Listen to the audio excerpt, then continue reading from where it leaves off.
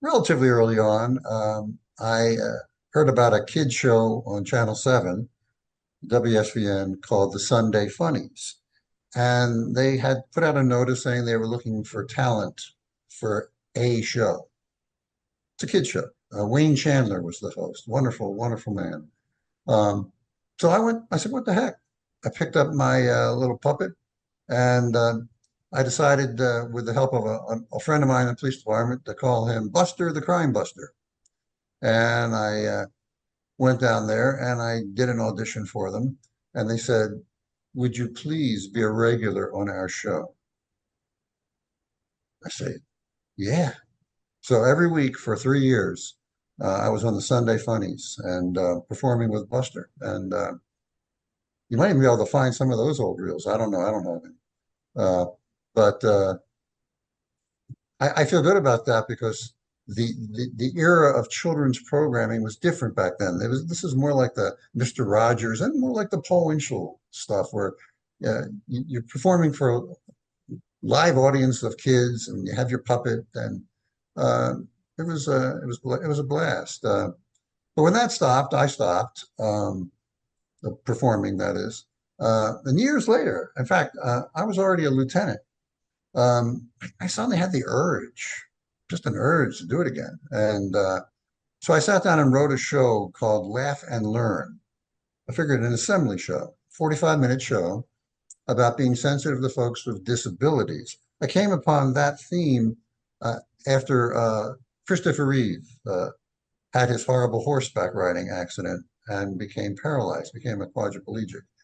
So I created a show where I had a puppet who was a quadriplegic, Buster, and I had each of my characters. I had four different characters had some kind of disability, and I thought the show was good. It was funny. It was all funny. It was not serious. And I performed for schools. I created a set. The police department was so happy with the response that they bought me a van, a puppet van. They had it decorated with pictures of my puppets all over it. And I traveled around three different counties performing Laugh and Learn. And I did that for a couple of years until I got exhausted doing it because I also had to do my day job of being Lieutenant Schwartz, Commander of Public Information. Uh, so I got tired and put my puppets down for a while and said, I'll pick them up again when I need to. But I stopped doing it. But that's where it all started.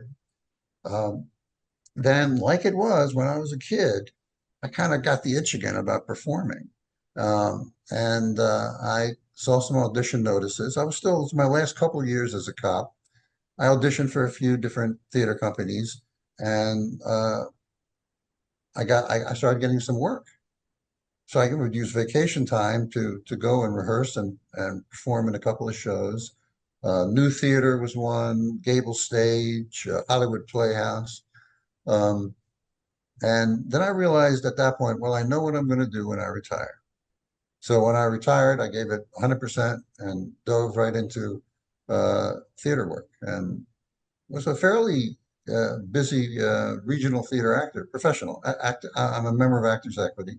Uh, and I kind of had to learn all over again how to do the job right. When I think back on some of my performances, I think, oh, if I could only do it again now, because I was so green again after not acting for so long. But that's how it happened. And when I retired, I stayed busy in the theater.